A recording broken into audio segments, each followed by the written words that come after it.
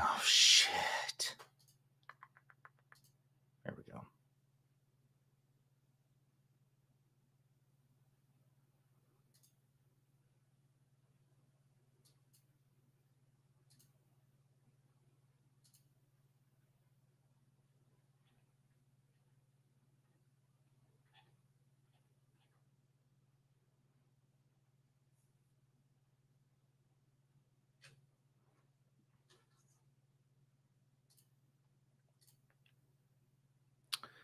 Good morning, Isabel.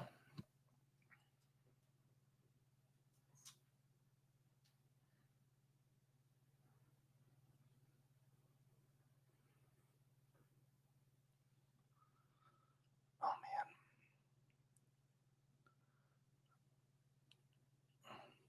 Stax, are you with me, buddy?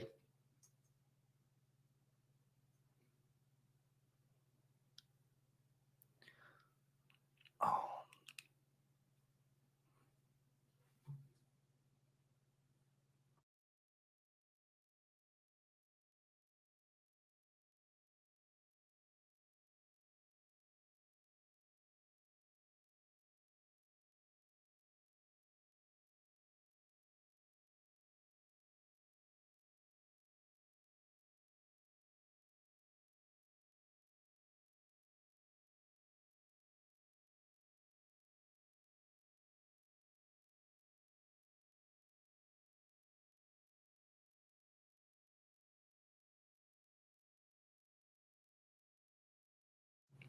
It might help if I turn the microphone on.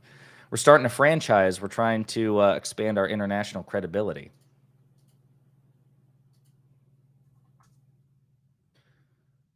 I swear.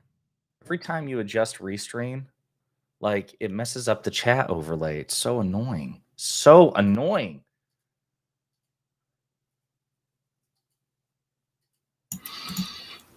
Hello. Oh my God, you are so loud. Oh, I'm sorry. No, it's probably me. I can move this back a little bit. That is the loudest chair. I am just going to complain the entire time. Okay, a couple of things. Number one, oh, here we go. Oh, just stop that. Stop that right now. God, we're going to drive people away. I don't know how to get a quieter chair. Of course you don't. Of course you. Why would you?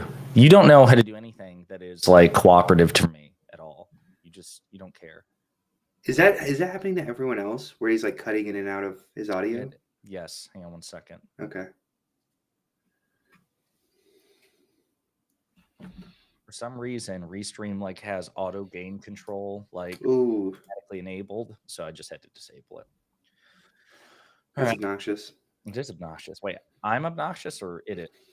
You know, Fair. you're familiar. Oh, you starting to like lower the neckline for some eye candy? No, yeah, exactly. How's it going, dude? You're tired, aren't you? I am tired. I just been. I'm just tired. I don't like. Here's the thing. I want something to complain about. No, I want something to complain about, and I'm like, what do I have to complain about? I haven't been doing that much. You're like, life is just so perfect.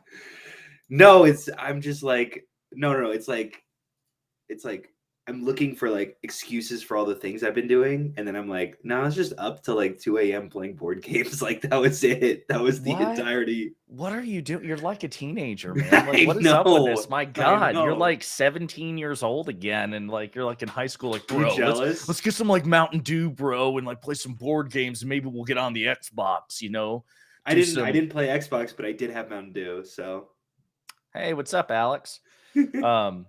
So jealous. You miss so much having those about fun. No, listen, I'm a fun killer. It's so funny. So the group of people that I hang out with, it's like it's a pretty vast group of we're calling them friends. Okay, so I'll explain the concept to you. But anyway, friends are again people who voluntarily interact with you publicly without shame, repeatedly. Is it like you and me?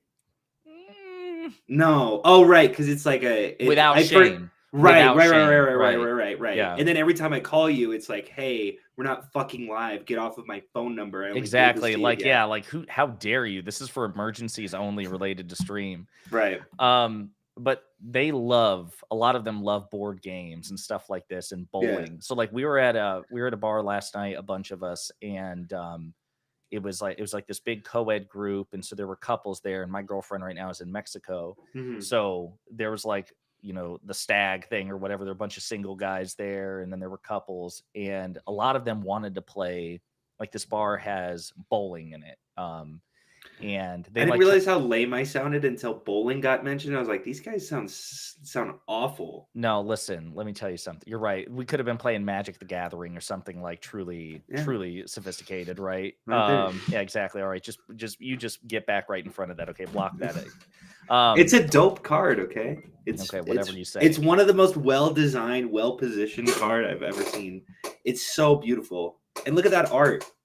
Seth MacKinnon, we don't talk about his politics, but like, look how beautiful it is. Mm-hmm.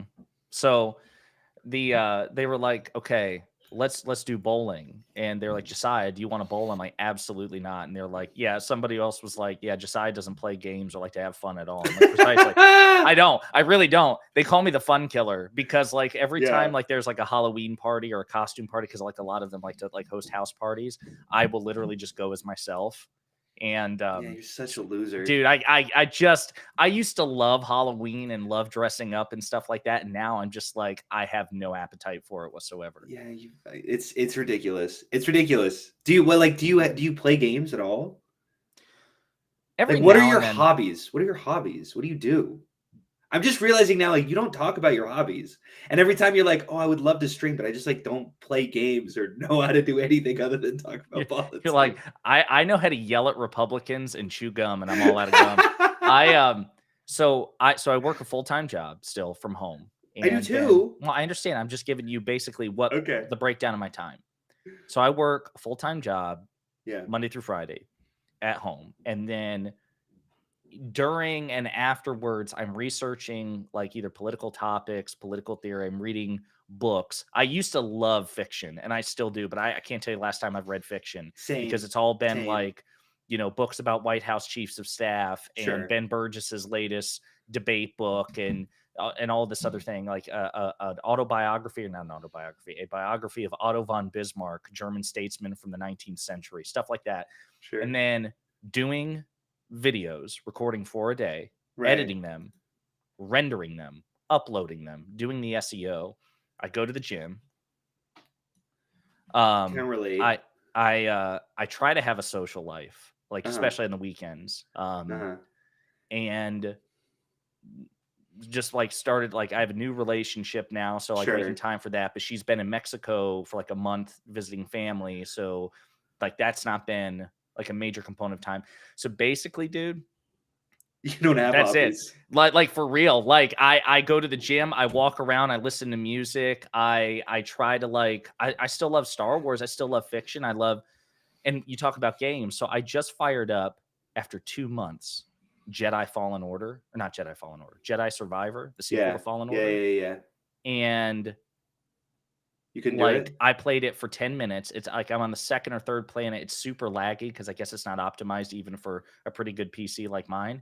And so I'm just like, oh, to hell with this. And I just logged out and I just veg out. Like in like the rare gaps of time, I like will fire up the West Wing or Ted Lasso or Buffy or something like. I don't know, dude. So maybe now that I'm saying that, your life might actually be more fulfilling than mine. I can't talk crap about you anymore. True. Like I got together with my friends. I mean, I went to like one of my friends. Wait, got together with your friends. Okay, so you were sitting by yourself then, right? Correct.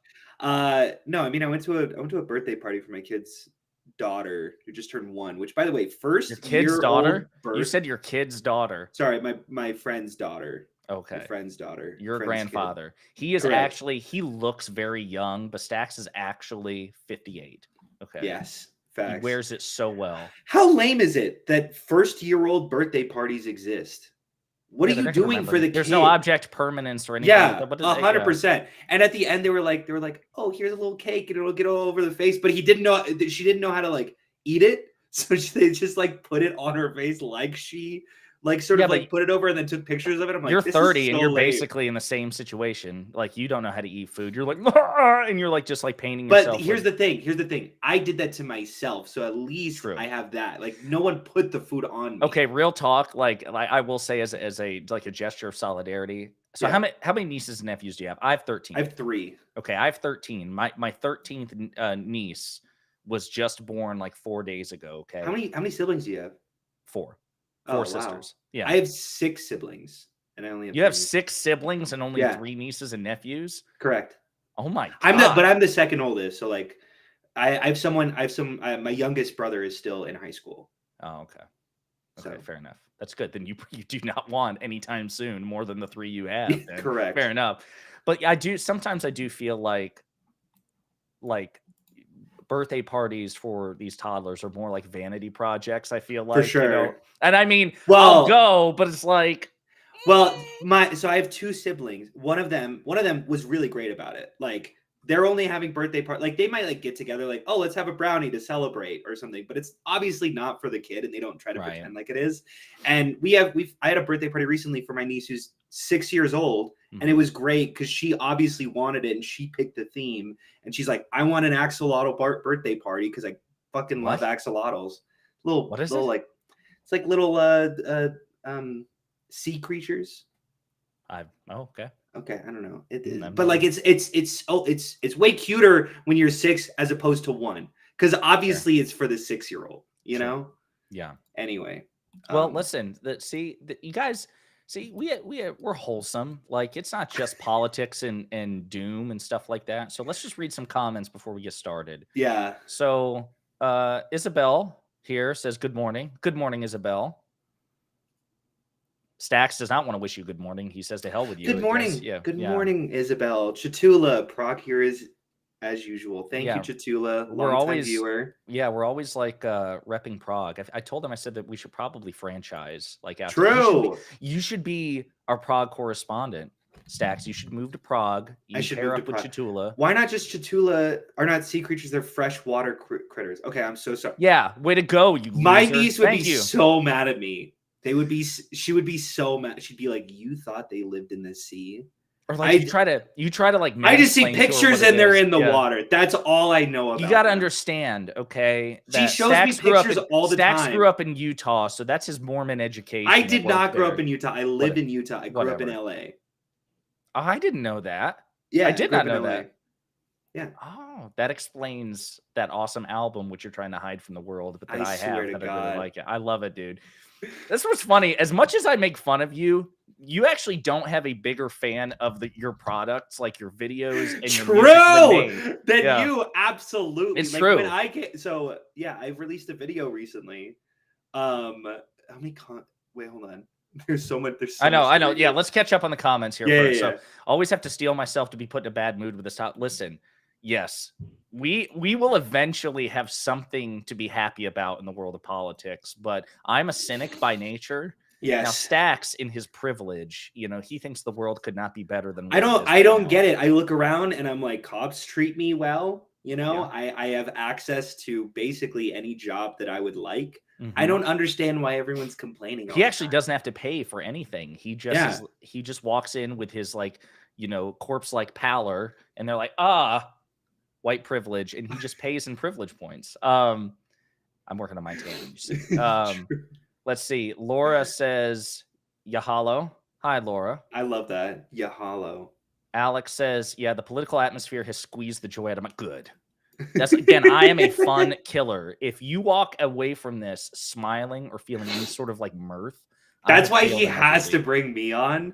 Because I'm like, no, look, things are good, and we can be hopeful about a lot of things, and things do suck. But look at all this beautiful. And he's like, shut the fuck up. Yeah, disgusting. Anytime I see somebody I'm like, I understand it's like a political platitude that every politician has to say. Every politician has to say. Like President Biden says all the time, I've never been more optimistic than I've ever been. It's like, okay. Stop it. But I get he can't say what he's probably thinking. But dude. Everything sucks. Here's the thing. Know? Yeah, but like we're also in the most peaceful time in all of human history. Tell that to Ukraine. Tell it to Ukraine. No. You're privileged right now. That's exactly what I'm talking about. You see, he forgot that the rest of the world exists. This is what I'm talking about. I want you to just acknowledge the fact that an annexation of a country is fucking bonkers news. Okay? That used to happen all the time. Like, you go back any time in between like 100 years from now to the rest of the beginning of humans existing, and territorial expansion I hope this clip constant. I hope this clip goes viral in Ukraine. Somebody should clip this out and send this to people. You think I don't support Ukraine? I think you had to be reminded that Ukraine existed just 30 seconds ago. You forgot. You're like, the world is so peaceful, guys. It's just like, it's like the end of Return of the Jedi. See, we're gonna get into a Star Wars argument too. You're such an asshole. Yeah. But I don't know how to be like, look, I've donated hundreds of dollars to Ukraine, because I don't want to be that guy who's like, I'm so good and so cool. Why don't you be that guy? Listen, you know what? I will. I live in an incredibly conservative area. I have a Ukraine flag flying right outside my window, and I hide it. Suspiciously, we've never seen it. I put it behind the curtains, so that the landlords can't get like mad at us, right? Because it's like, you're right. You're placating landlords now. So you're pro landlord, are you? This is okay. I love this. This is just gonna go in circles. All right. How many concerts do you attend a year? Oh, so I do love live music and concerts. I've been to 4 concerts this year. So 4 this year. I think I'm around the same. I can't name them all. You mean you've performed? I'm going to one. I'm going to one next month. Taylor Swift, isn't it? Yeah. Why are you like? See, this is what I'm talking about. I love Taylor Swift. He's pro Russia. I wish I could go to a Taylor Swift concert. He's anti Taylor Swift. It's way too expensive, dude. Her box office receipts. Did you read? I read somewhere like it's insane. No, like billions of dollars. I'm gonna look this up real quick. Taylor Swift. But to be fair, like her, because it's such a concert experience. Like it is. I don't set to earn $1 billion in sales. That's insane. That's crazy. Yeah. Let's see. You're welcome anytime. And then it's even worse if you're from LA. At least there's no ocean in Utah. No. But I've never seen an axolotl out in the wild. Okay. I've seen them at aquariums. I don't know if it's salty or freshwater in an aquarium. And I see them at the pictures that my niece shows me. That is it. He's actually, well, no, if you're LA's right on the ocean, right? So yeah, you have seen the ocean. I was gonna say you've only ever I used to go to the ocean all the time. It's cool. I know sand crabs, and that's about the extent of my what lives in the ocean things. Because I didn't go that far. I never saw a jellyfish. Like I know those are out there. I never saw one. Like they're not unicorns. I've read about them.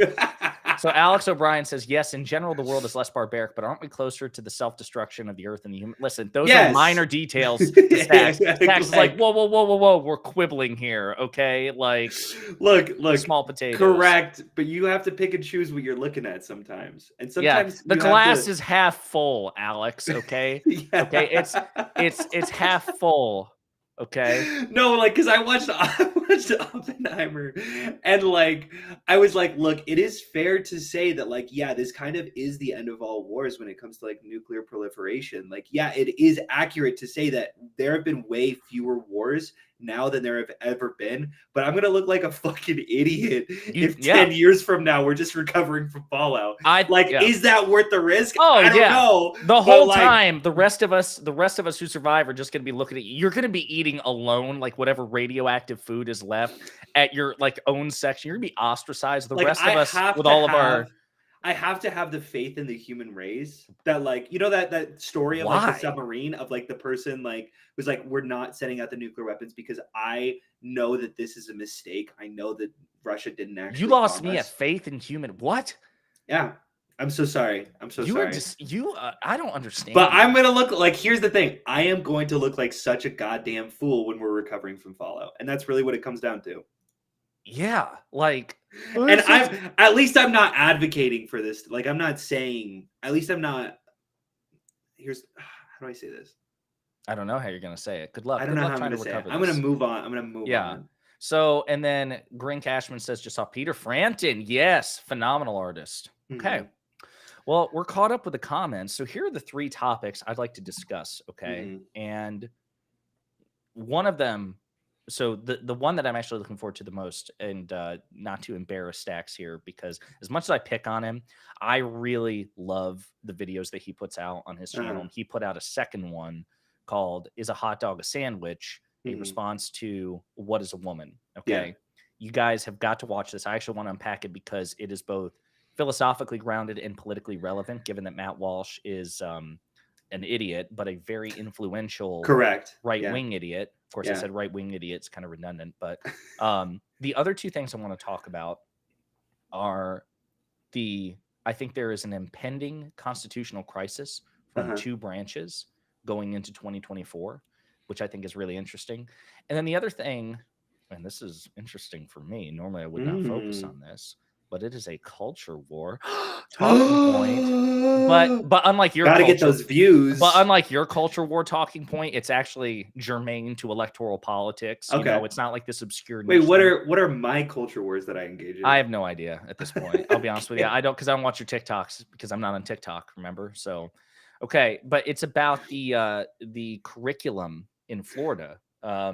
About mandating. There's a line in a 200-page curriculum by the Florida Board of Education.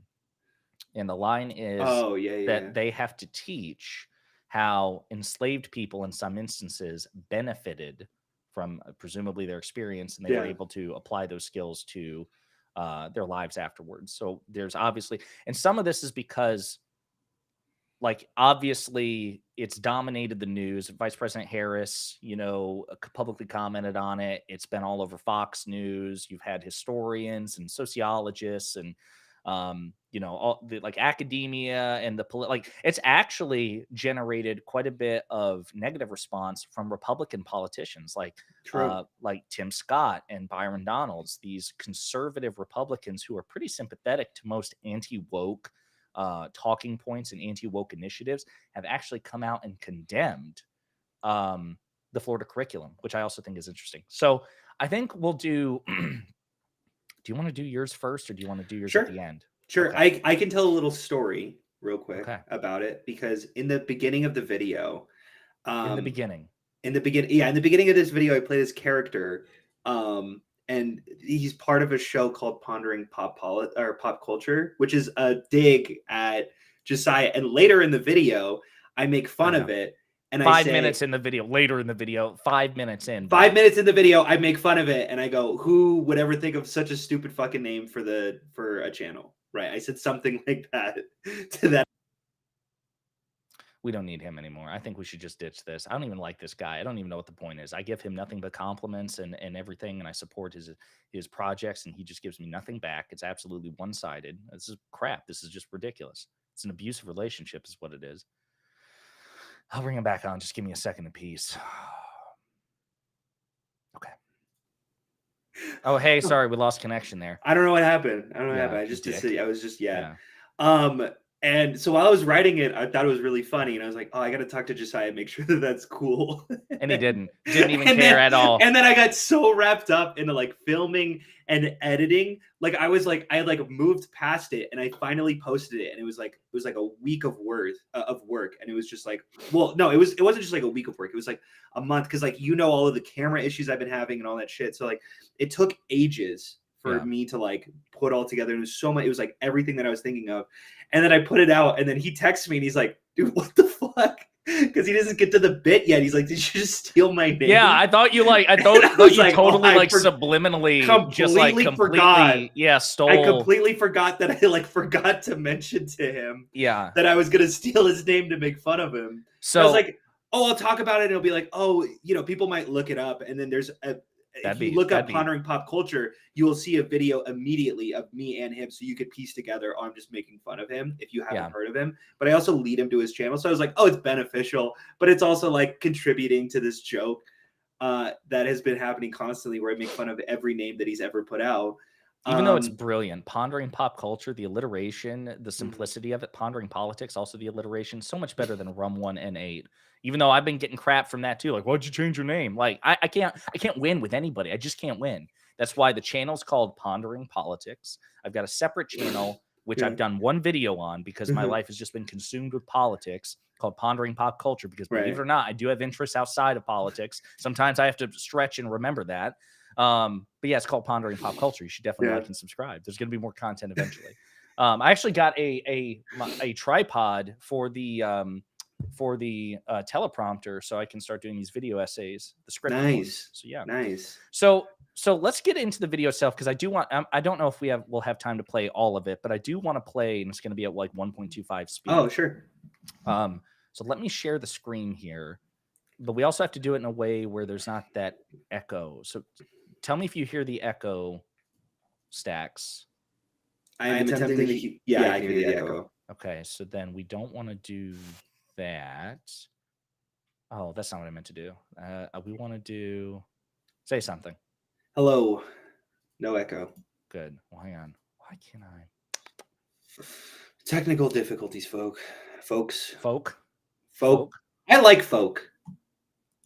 Oh my God! It just wiped out the chat. I hate. It wiped out the chat. I can see the chat right here. Well, I can't, and that's really what matters. Chatula said yes. The video is brilliant. Shout out to Chatula. They are. I think. So here's what we're going to have to do. We're going to have to do it this way. And then when you want to stop at a certain point, you're just going to have to say stop, and then we'll commentate on it. Okay. Okay. So guys, this is, folks, this is a hot dog, a sandwich, a response to what is a woman. We're going to play this at 1.25 speed, not 2.5 speed, 1.25 speed. And we're going to unpack it as we go along, because I think this is really, really good. And for context, Stax, what drove you to make this video in a very in a broad way? So shout out to Elle, who's a friend of the channel. She's been on with us every once in a while.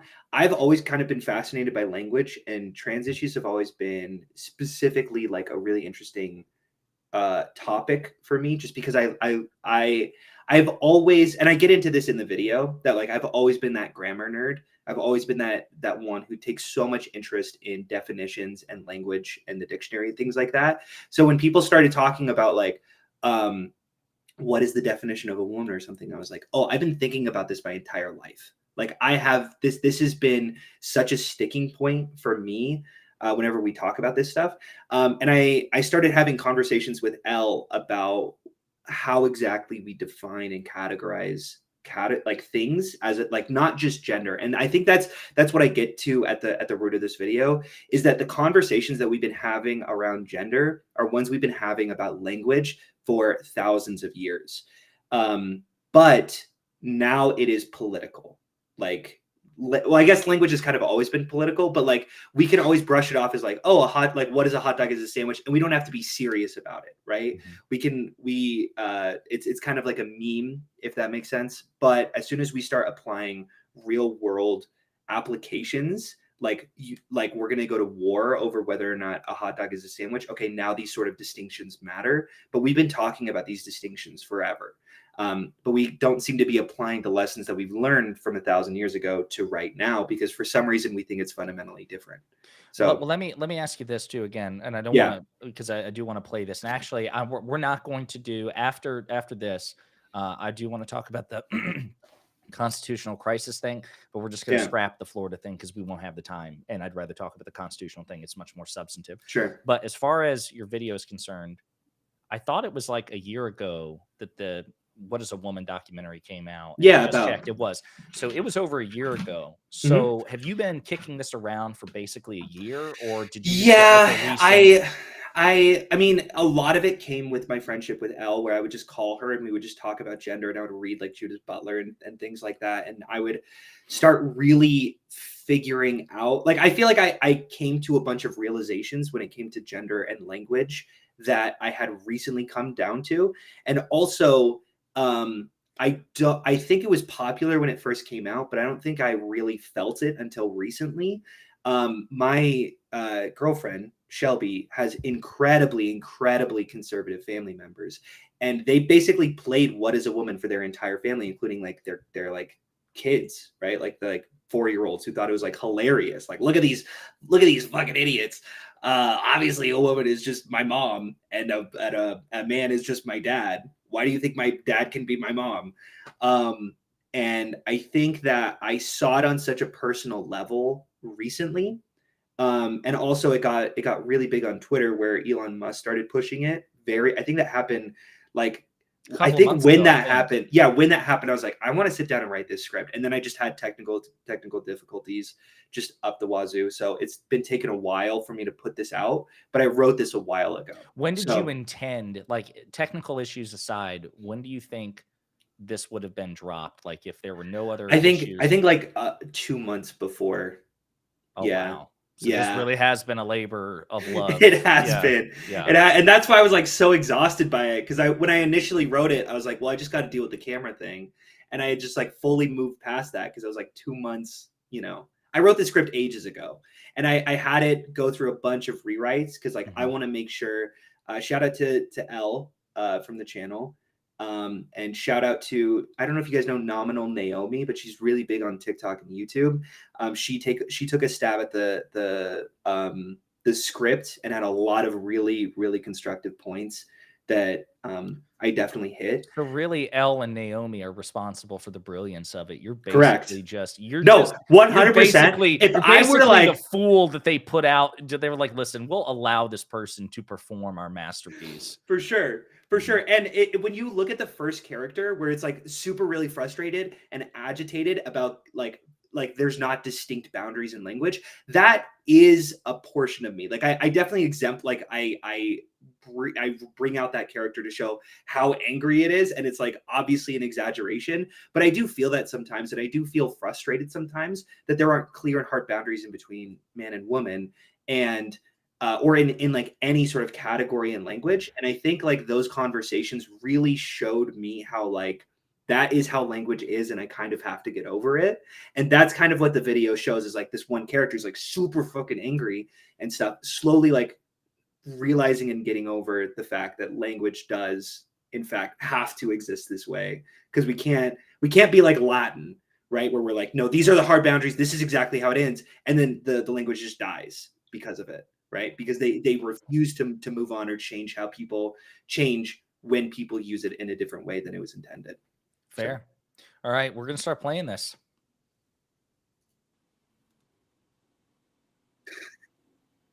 Hello and welcome to Pondering Pop Culture, where we investigate your.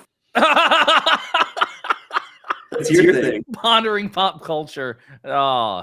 Favorite memes with the scope of science and using just a little detective work. Now, you might be familiar with the question, is a hot dog a sandwich? Now, here's a little meme we can use as a reference guide. Credit to Matomic from Twitter. Matomic, sorry about that. So, before we ask if a hot dog is a sandwich, we should ask, what is a sandwich? Well, according to this meme, one axis is defined by your rigidity to ingredients and the other by structure. Not pictured on this list are foods that we absolutely do not think are sandwiches, like chicken nuggets. So the purists, the foods that we can all agree are sandwiches, are BLTs. And the sandwiches that really only the true radicals claim are Pop-Tarts. So I don't know if you intended to do this, but I did want to ask you about this. You so you're sitting at a desk with a globe and a map of the world behind you, which makes me think, okay, a classroom. But you are dressed like you just left a meth lab. So I thought you were going for like a Breaking Bad aesthetic, right? Like, are you supposed to be Walter White? So the funny bit is like I was trying to do like a Bill Nye kind of thing, right? Where I was like kind of in front. Yeah, but then here's the thing. No, you were going for. So in the script, in my literal script. Wait a minute. No, this is important. No, this is important. So like, because in the script it said lab coat, right? I was thinking of just doing like a lab coat instead of the meth thing. But I was shopping around for like 5 different places, and I finally found this over the top fucking like meth lab thing. And I was like, you know what? I'm going to use this and it's just going to contribute to his frustration. And I say that at the end. I was like, the script said lab coat, like, because he gets so angry as he goes on that like it's not perfect or whatever. So I was like, you know what? I think it just works with what I'm doing here, if that makes sense. But I did in my head originally, this guy was just supposed to wear a lab coat and I literally couldn't find one. So I was like, you know what? I just want to get this shit done. I don't want to order one off the internet. Yeah, so he was going for Bill Nye here, okay? He ends up doing Walter White, okay? What a absolute contrast. when I was watching this, I was rolling because I'm like, is this supposed to be? He's like season 1 Walter White is what he was going for. But well, like it's obviously a bit. It's a character of like a poorly designed show. So I think any sort of like fuck ups that I made during like props or anything like that kind of contributed to the aesthetic. So I was like, I'll try where I can. But I love like, the if fact I that fail, even the map is off center. I think that's brilliant because it looks like deliberately amateurish. Deliberately amateurish. Yeah. That's All right, what I was going let's for. get back to it. Let's get back to this magnum opus from Elle and Naomi featuring Stax. Is a hot dog a sandwich? Well, let's look at the components of what makes a sandwich. With any category, there are sufficient and necessary conditions. Sufficient conditions for sandwiches means that if the food meets this qualification, it will be defined as a sandwich. But just because the item doesn't have this thing, it doesn't necessarily mean that it won't be a sandwich. Necessary conditions are if an item loses this condition, it will no longer be a sandwich. Now, that might sound confusing, but to help you understand, let's look at the components of a sandwich. 1. An edible food. 2. A food enveloped within another food. 3. The enveloping ingredient is split into 2 pieces. 4. Bread is the enveloping ingredient. 5. Meat or cheese are enveloped. 6. Eaten as a small meal. Now, if we look at the chart again, we can see that only 2 out of 6 of these conditions are decidedly necessary. Everyone agrees that if a thing is not enveloped within another thing, it will not be a sandwich. And we all agree that a sandwich needs to be a food. Well, at least, no, sorry, because sorry. When I was in high school, I sat in between 2 Toms, and the teacher always called us a Tom sandwich. So is that a metaphor or is that a secondary definition? I don't know, but we can use this moment of uncertainty to just consult a dictionary. After all, we are truth seekers on a quest for the objective definition of a sandwich. And here. So, sidebar, not to nitpick here, but what if, okay, listen, technically, to a lion, you are food, or to a cannibal, your Tom sandwich does meet that criteria. But like, doesn't it? Doesn't but it? like this is to the, a cannibal, exact... to Hannibal Lecter or a cannibal or some sort of like carnivorous creature. But this is the entire point of the video is like there is no objective, and like you can make these sort of like, oh, what about this? What about this? What about this? All every day, and so like you see him go down these rabbit holes, and he starts losing his goddamn mind because he realizes there is no. I understand. We're going to unpack it together. Don't spoil it for them. But like, I'm just saying that your teacher could have either been 2 things: a cannibal or a lion. Oh, also, you got nothing. You got to refute that. You got the reference right of like who he was kind of trying. I have this reference where it was like at the end where he's like, we're gonna do this live or something like that. Oh, Bill O'Reilly. Yeah, I was doing a Bill O'Reilly bit where I was like, as soon as the cameras are off, live, I'm just like so fucking angry. Because like obviously I'm trying to like play this like a little bit of a psychopath, which is why I'm like smiling for like 5 seconds in the beginning. That I guarantee you, Elle and Naomi didn't have to edit that part in. They were like, "Wow, that comes off super natural." You're over here. I don't think they had like any points for this first bit. This is like all my psychotic little. Actually, this is unscripted. I'm pretty sure this is just they're like, "Hey, turn on the camera. All right, let's go back to it."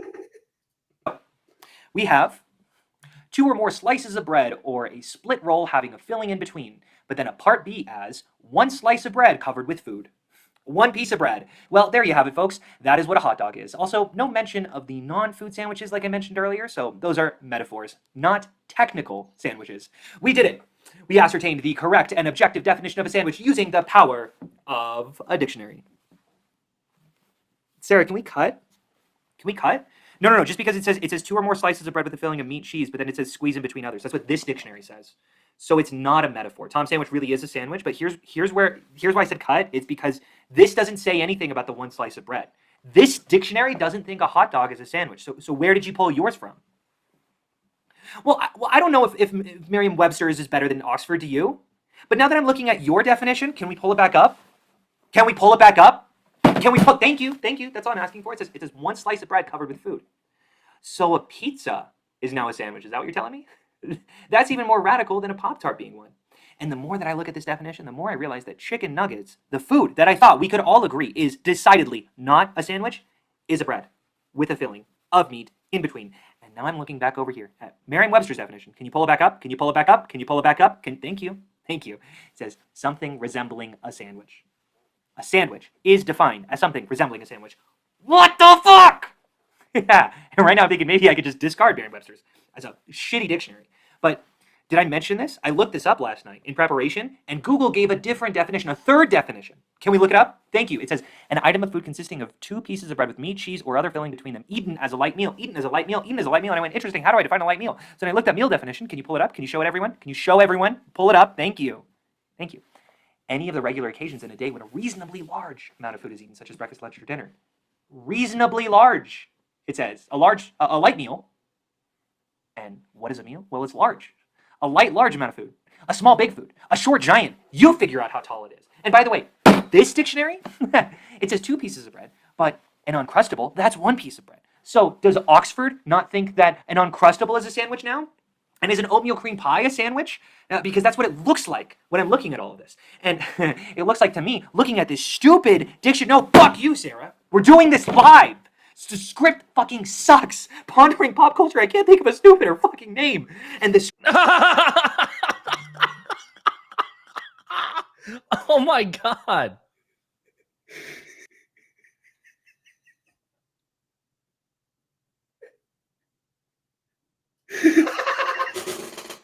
Script said lab coat, by the way. I'm suffocating in this. I'm done, okay? A sandwich is whatever the fuck I say a sandwich is.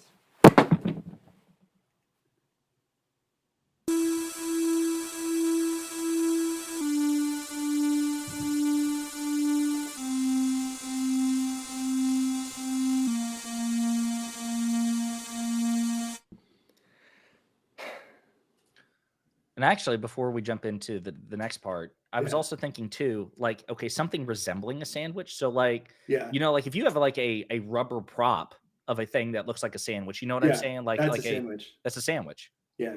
But no one would ever call it a sandwich. They would say, no, but they would. It looks like a sandwich. No, they would call it a sandwich. They say, hey, can you bring that sandwich over? If you're on set and you're like, oh, hey, someone bring the sandwich in.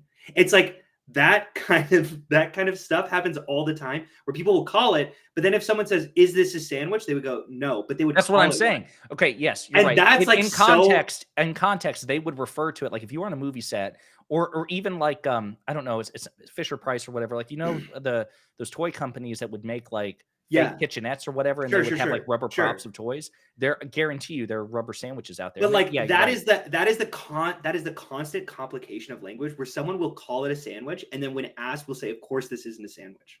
But like, it is a sandwich, but it isn't. It's Schrodinger's sandwich. Yes, exactly. Yeah, you figured it out. Oh, also, by the way, when I was doing that take, I was like, "This is it. This is the one I use." I'm gonna just throw my goggles to see how frustrating it is, and I tried to hit the mic. I didn't try to hit the mic. I tried to hit my little stand thing, and it would just like fall over and hit the mic. And I was like, so "That's gonna sound." Remember cool how you're anyway. like you're a language geek and you love grammar. You're like, I try to hit the stand thing. Okay, that's my impression of you, by the way. I've never understood the existential crisis over hot dog being a sandwich, but I've seen it happen in real life. Yeah. Well, again, it's a metaphor. It's just a framing device, really, at the end of the day, for what I'm trying to talk. A concise and brutal refutation of Matt Walsh's willful ignorance. Wow, really? The only possible explanation for that whole little Freedom Caucus thing they've got going up there is they've got to be putting forth a conscious effort to out-stupid each other. I don't know if you mean the actual Freedom Caucus with Marjorie Taylor Greene, Matt Gaetz, and everybody, or you mean like the broader conservative thought movement as exemplified by Matt Walsh. But I actually think that description applies equally, that they're all trying to out-stupid each other. It's a fierce competition. It's beautiful. Yeah. All right, let's continue. I used to be obsessed with grammar. Like, I was that kid who would go around high school correcting people if they said I could care less. Actually, it's I couldn't care less, because if you could care less, then that means that you do care, at least to some extent, right? See, I was someone who cared about facts and logic and what is right and wrong. And the more you learn about rules of grammar and syntax, paradoxically, you sound more and more confusing. I remember junior year of high school, I learned that the grammar rule is not to end your sentences with prepositions. And there was a new kid, and I went to ask him where he was from. Where are from you? From where are you? Hey man, from where are you? And the new kid was like, bro, what the hell are you saying? So I did some digging, and it turns out that rule is considered illegitimate. But that didn't ease my headache, because who considers what is legitimate and what isn't? Because I was told that ain't wasn't a word, but also apron was a word that came from a mispronunciation about 800 years ago that happened so many times we just said that was the right word. Okay came from a dumb joke 200 years ago that we just collectively forgot the punchline to. And it seems like rules about what should or shouldn't be allowed are just choosing an arbitrary date a few hundred years ago and saying that anything that happens before that date is set in stone correct, and anything after is slang, which is the reason why our culture is depreciating. But I guess the dictionary makes those decisions so that I don't have to. And then I noticed that ain't was in the dictionary. And then I had a panic attack. It sounds like an extreme response, but up to that point, I'd lived life believing like there was a structure holding up communication, one with rules and solidness, and then it disappeared, and I forgot how to speak. See, I was what linguists would derisively call a prescriptivist. Prescriptivists believe that a rule book... I have other derisive nicknames for you, just FYI. I would also point out that I'm just imagining you like this prematurely aged 8th grader having an existential crisis and a panic attack over seeing ain't in the dictionary. It was way later than that. In 8th grade. You were that. You're like, no, it was high school. I was like up in, because I got so obsessed. I got so obsessed with like following every single piece of grammar. Like I'm being so charitable to myself right now, where I'm like, no, it was just that I couldn't care less. It was like every single rule I learned and I followed to a T, and I would get mad at people when they didn't follow. Like I was a dick, and like was yeah, true. Yeah. Shall we continue? Yeah, that's fine. Shall we continue? Exists for a language, and then the speakers should follow it. Descriptivists, on the other hand, study how people speak and create reference guides. All right, I'm losing you. Let's say you're walking down a street and you've got a map of the city that you're in, but you stumble onto a house that is not in the map. Now, what a prescriptivist would say is that the only logical conclusion to this discrepancy is to get into a bulldozer and flatten the house. Because, after all, the map is sacred. It doesn't describe the world around us, it prescribes the world around us. It's not even really a map at all, it's more a blueprint. But I think we can agree that this is fairly silly, right? Because the map doesn't show how things should be, it shows how things are, and we can always just edit the map. Well, the exact same thing applies to dictionaries and language. I think that was a great metaphor you used there with the map. Although seeing you outside holding it up makes me think that you were actually walking away from a demolition site, having demolished the house. You're like, yeah, this is absolutely silly. There's like a smoking ruin behind you. You're like, this house, I refuse to have it in this neighborhood unless it's on the map. Could you? Sorry. Yeah, I just want to say a few things. So I actually do have a correct answer to you, where it's like, why did this take so long after What is a Woman? And I'm remembering now, like while I was piecing together this, I had made so many TikToks about this subject that I was like, I can just chain this all together into a video and like have skits involved instead of just like me ranting at a camera. I've mentioned this like maps are blueprint, or like prescriptivists treat maps as blueprints before. That was something I stumbled on 8 months ago when I was like doing a video on like language prescriptivism when it comes to like what is a woman. Like I've gone through the gamut. I've like made like 20 videos on these things, and then I was like, I've had these ideas and I've had new ideas every time I try to make something. I can actually put this all together into a video, and when I did, I had even more ideas on like how to tack this in together. So yeah. Cool. There's this famous story where the philosopher Plato is asked to define a human. And Plato says that humans are featherless bipeds. So Diogenes the cynic went and plucked a chicken and threw it at Plato, yelling, "Behold, Plato's man." This story gets told so many times, but what we fail to acknowledge is that Plato's definition wasn't all that bad. Because the moment you start picking at definitions, they fall apart like scabs. There will always be a plucked chicken, something that technically meets a definition, but we all know it doesn't belong in the category. And that's because maps aren't really that specific at all. The reason that house wasn't on the map is because the map is zoomed out and only shows the necessary bits and asks the reader to fill in the gaps. And that's why we're not sure if hot dogs are sandwiches. We kind of have to figure out the blurry boundaries that the map doesn't outline. And I'm going to call these blurred boundaries the hot dog zone. I guess it's a light meal, but it doesn't have the shape of a prototypical sandwich. It kind of belongs. It depends on if you're a person who cares about structure or ingredients. There are lots of things that exist in the hot dog zone. Is Pluto a planet? Well, depends on if you're a scientist who cares about how objects leave orbits, or a Roman who cares about big lights in the sky that are named after gods. Dictionaries are more reference guides or pointers than objective rulebooks, because if you meet an alien and they ask for which ones the humans are, and you tell them the featherless bipeds, they'll probably figure out that it's you and me and won't go plucking a bunch of dead chickens. Let's imagine you work at a company. You don't really know why you do what you do, but you get paid decently enough not to ask questions. Your job is pretty simple. This chute deposits a bunch of items, and it's your job to sort them.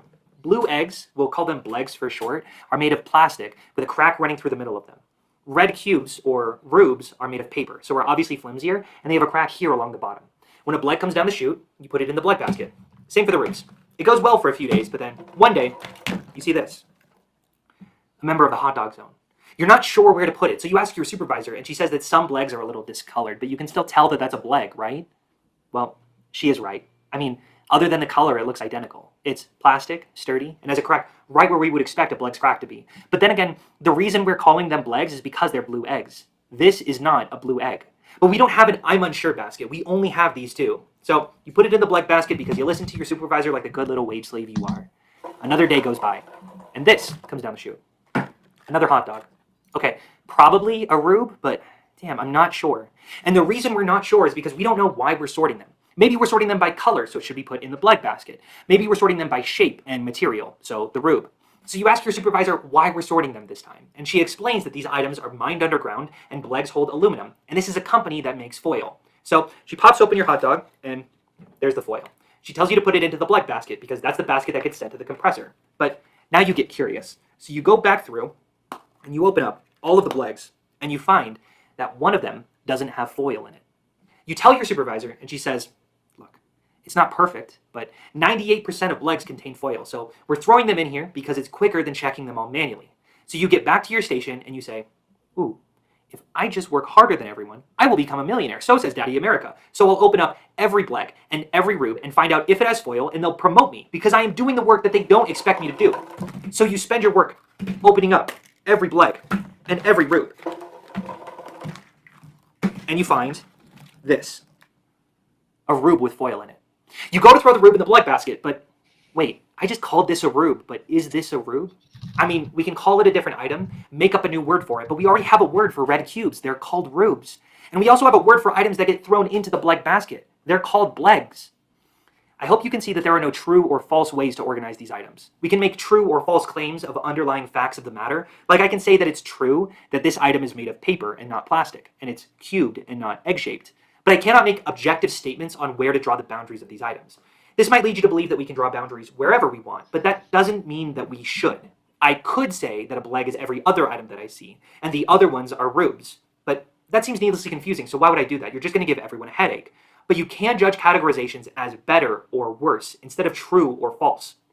I think it's better for me to call this a rube because it'll confuse me if I don't call a red cube a rube.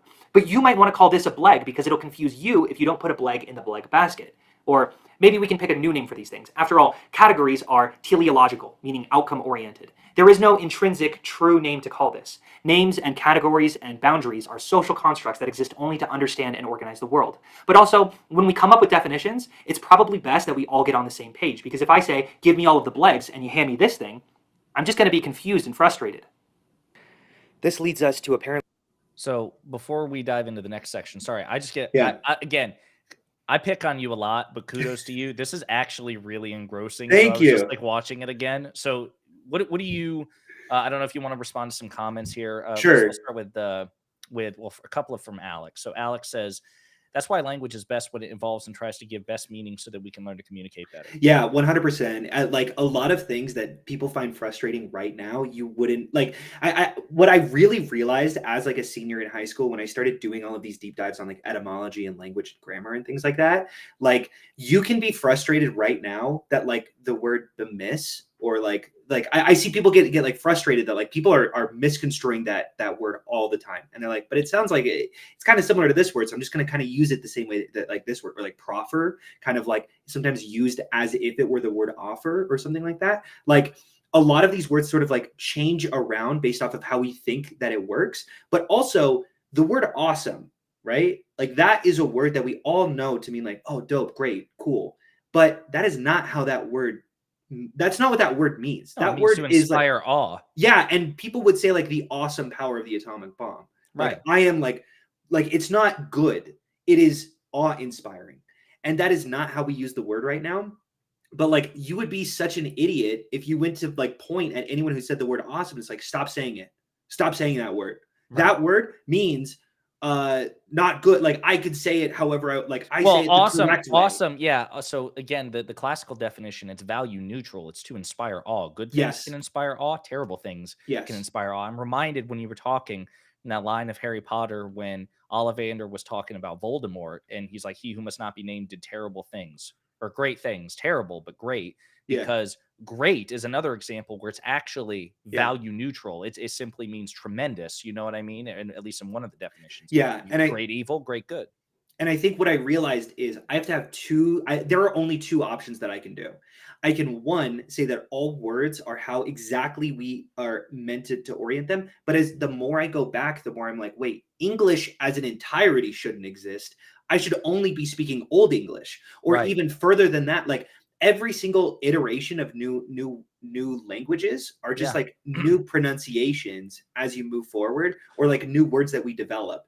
So it's moved so far along that I do know, like, linguists have said that, I don't know if it's like Old English or Middle English, at a certain point we would not be able to understand an English speaker. It's either old or middle, because it's moved by so many degrees so far over time.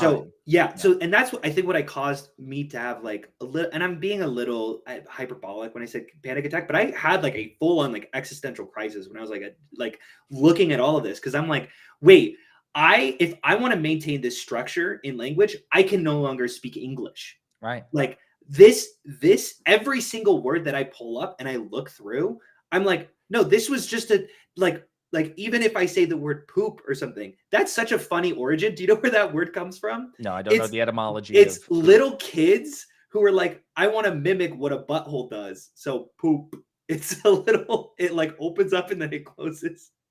I just want to change the subject now. And I want to all of these words. You knowing that, I'm sorry, wait a minute. You knowing that makes me want to stop watching this video. I know so much etymology of like so many words. I feel like that came up during your first date with Sherbs. You're like, hey, you know where the word poop comes from? No, I love this shit. I love this shit. I got so invested in so much etymology, and I still look up, like every time I hear a new word, I'm like, I wonder where that came from. And I pull up Etym online every time. But like basically what you have to do is recognize that words are defined as how people use them. And that was such a mind-breaking like place that I found myself in as soon as I realized that every rule is just things that people did, and then we went, a lot of people are doing this. There was enough of a consensus, yes, but not even necessarily absolute. So what's funny is and this is, just work with me here, but this is actually in a very abstract way related to one of the topics which I said we were going to ditch just for the sake of time, which was the discussion about the Florida Board of Education mandating again, it was a 200-page document. So it wasn't like this was the entirety, but they did say that, listen, you have to instruct to middle schoolers that enslaved people developed skills during slavery that they were then able to apply for their personal benefit. Now, the reason that I think that at least some of the backlash is justified is because the way I was looking at it is, I don't want to say the history is arbitrary, but you're taught an abridged version of history in every social studies class, or really every history class that you're taught. You choose what history is comprised of tens of millions or billions or trillions of moments. So how do you assign value and what you prioritize? I think it's perfectly fair for progressives or the left or liberals or whatever, when you combine the fact, like, okay, this isn't even just a history class. It's not even just a history of slavery class. It's a social studies curriculum, of which history is one component of social studies. It's not, they're not synonymous. Because you also learn civics and everything else as well. And this goes back to something that you said earlier, where when you were talking about the Supreme Court trying to pretend like they're apolitical. We are all political. And when we teach history, we have to recognize that we are picking and choosing what specifically to teach based off of our preconceptions. And if we just try to ignore that and we're like, no, I'm just teaching history as it is, this did happen, instead of an acknowledgement of like the fact that you are picking and choosing what to talk about and specifically ignoring certain areas, that is all political. Right. And so what's interesting is, and I guess to me, that's the relationship of of what you were just saying relevant to this. It's like, because on Twitter and in Destiny's community, because it came up in a conversation with Destiny that I was involved at the tail end of, there are people who that I had a conversation with. There was at least one who was like, I disagree with that at all. This idea, like, it shouldn't matter that you're cherry picking certain facts.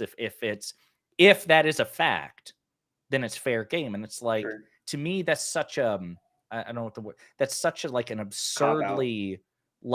that's like an absurdly untenable position. For sure. And to you talking about rules of language, it's the same thing. Like, that to me will inevitably lead to an existential crisis. If you're like, listen, it's just zeros and ones, mathematical precision. Yes. And, like, it's an untenable position. And so to me, that's where I think the relationship exists, where no, there is a degree of inconsistency, there's a degree of arbitrariety to both rules and language, and also, again, what you choose to teach in terms of a social studies class or history. And so to me, and so I'm curious, like, with you talking about, so have you made peace? Are you saying, in this video, have you made peace with, I think it's still flexibility of language? I think there's still a person, like a very small part of me, who's frustrated that this exists, but like that this is how language exists, who kind of wants that stability. But also there's a new part of me that definitely didn't exist when I was a senior in high school,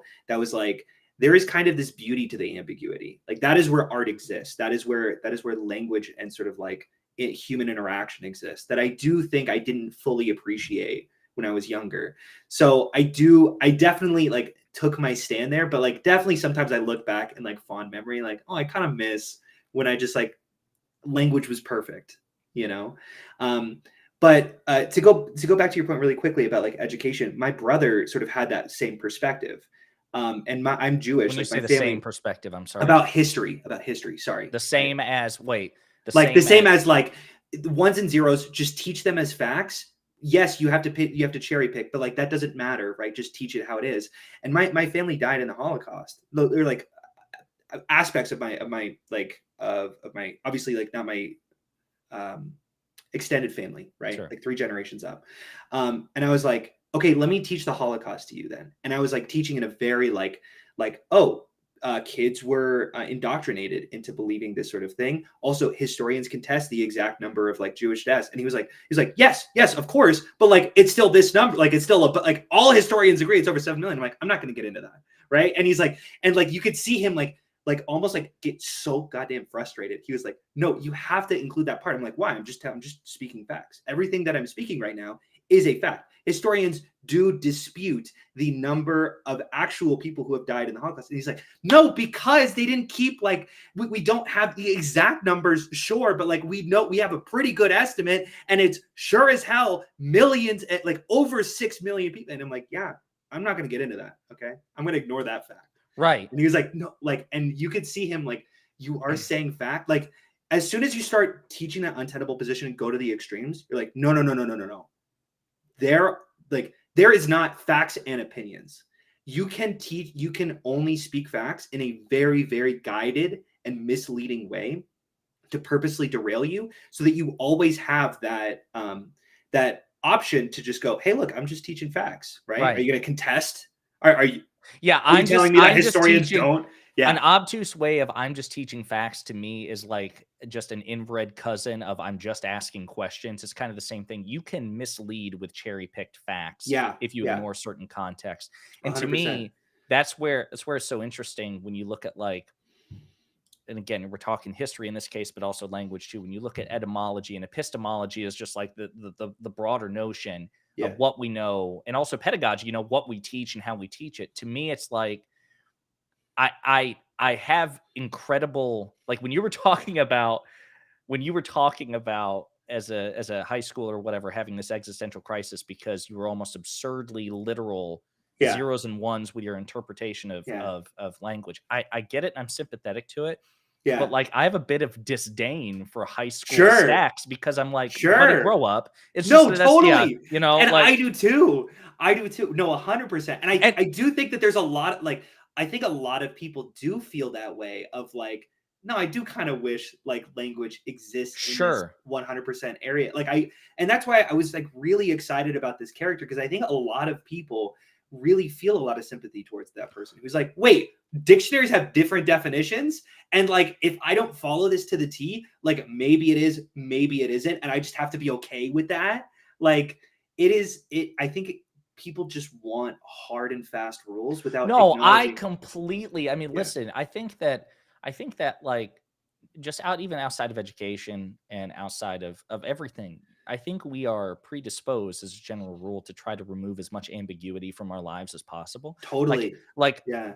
completely switching subjects, like even in interpersonal relationships, for romantic relationships or friendships or even professional relationships, I value as much absence of ambiguity as possible. Like, don't tell Yeah. me you're fine when you're not fine. Like, don't, you Totally. know what I'm saying? Totally. Like, Yeah. so I totally get that you want as much concretization of the world as you can possibly For get. sure. But I guess, as you know, being 32 now and dealing with, I've got friends who to this day are my age who I love dearly, but like are absurdly literal with so many things and just completely untenable. Like, we'll have you ask Jordan, who you met, about a mutual friend I'm thinking of, who is very intelligent, but it's zeros and ones, For zeros sure. and ones, and he will like throw himself into fits Yeah. with, because a word is a word is a word, and For it's just sure. this absolute inflexible definition. And so when I see people on Reddit or on Twitter or have conversations with people who are like, and getting all the way back to Matt Walsh, and thinking that these definitions are concretized, and Yeah. that it's so, again, there's just like a disdain for it that I struggle with, because I'm like, grow up. I For sure. understand that you want to try to remove as much ambiguity as possible from the world. I get it and I share it. Totally. But you Totally. must accept that virtually everything does have a degree of ambiguity. And if you don't, And you're a child, as far as I'm concerned. yeah, and you even go down the like, well, what about like computer science? Like obviously that has no room of ambiguity. But even that has a great deal of like, no, it does matter what facts you teach this thing. And a great example is when people were saying that like the hand washing or hand drying machines were they were saying quote unquote racist, and conservatives are like, how can a machine be racist? It's like, well, they didn't test for brown hands. So if you put a brown hand there, they're not going to know. They're just going to like, oh, we're perceived to this color right here, so we're not going to use it for anything else. Like, yes, that machine is just ones and zeros, but it is spitting out bigotry based off of what is put into it. And like every single place, every single facet of our life, there is that like, it depends on what facts we teach, and we have to care about truth over facts.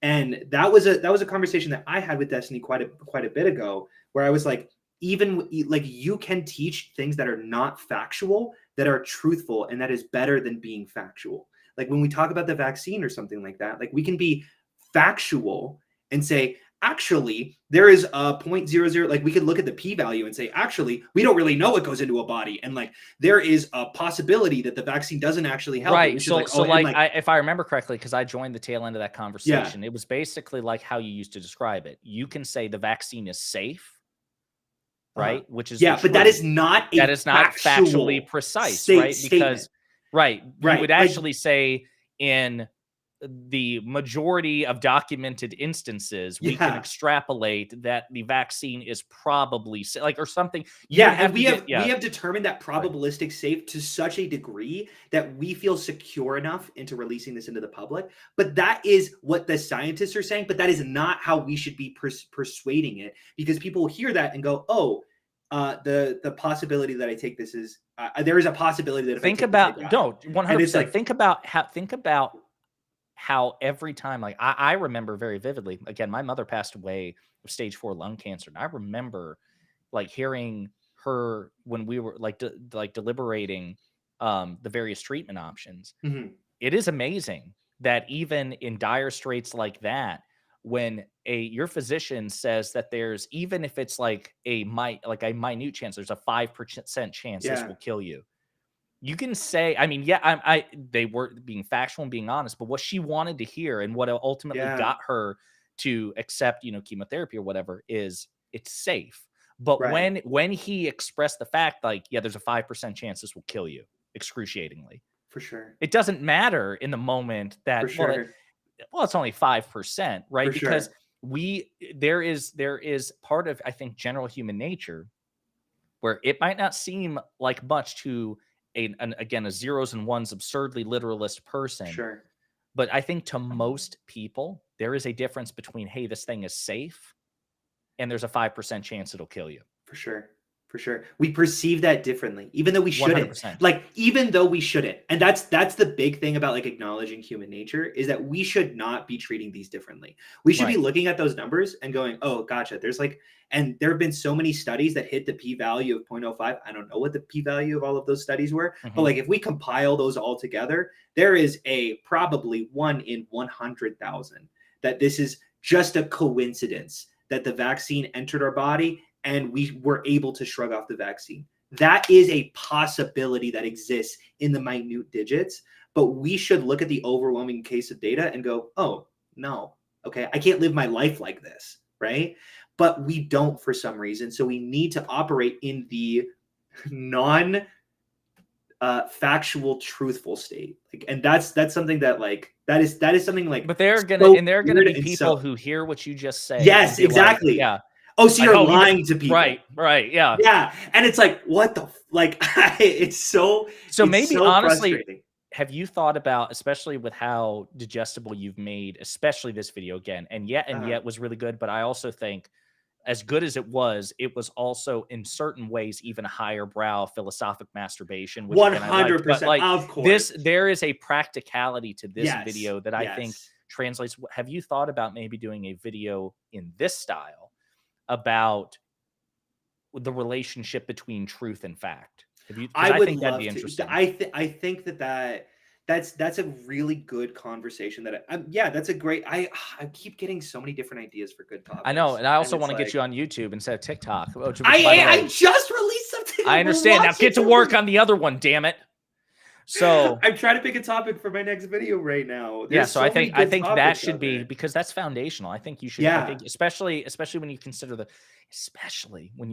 current political landscape, not just COVID and vaccines, and the increased rate, this disturbing rate of increased vaccine skepticism. Like, I don't know. It's not just about COVID vaccines anymore, buddy. I mean, I read somewhere, I haven't done more digging into it, that we're starting to see like outbreaks in certain like pockets of the country of illnesses that had basically been eradicated, but because people were starting to move away from vaccines, are starting to pop up again. I think it was measles or something like, I can't remember. But I think that I'm commanding you. That is going to be the next topic for your video. That sounds like a great. I do love that. I do love that topic. My one of my best friends once said, education is teaching smaller and smaller lies.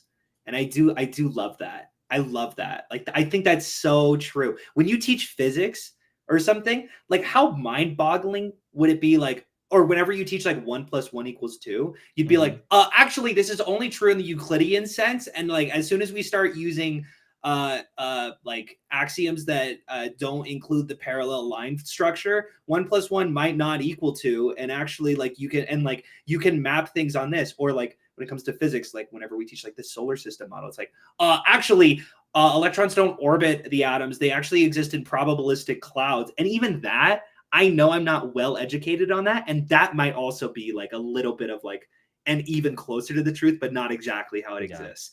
And it's like, it's this constant, like, I just want to get this into your head so that you can frame it in a way. And then once we get that framework, we can start investigating what is actually down here. Yeah. And it's, No, I think it's fascinating. Now, we don't have time to play the rest of it, but folks, you guys should definitely check this thing out. Again, it's called "Is a Hot Dog a Sandwich a Response to What is a Woman?"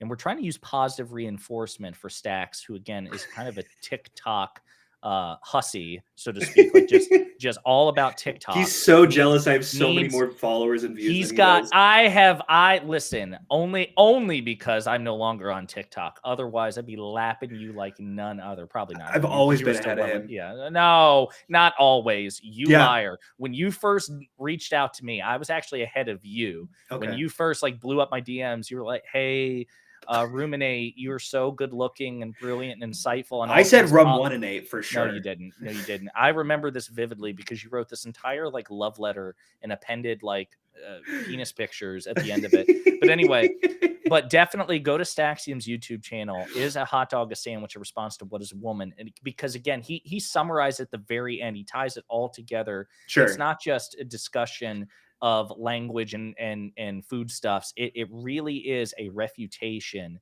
of this bit right here that like first half that we watched, that was about language, and the second half is about like, oh, how does this relate to the gender categories of the gender categories. It's really, really good. So you definitely should check it out. Before we move on to the last topic that I want to talk about, Lisa says, my ex is doing liquid radiation treatments for his 4th stage prostate cancer. He can't be around anyone for 5 days, at least the kids under 18, 3 days for adults. I'm sorry to hear that, Lisa.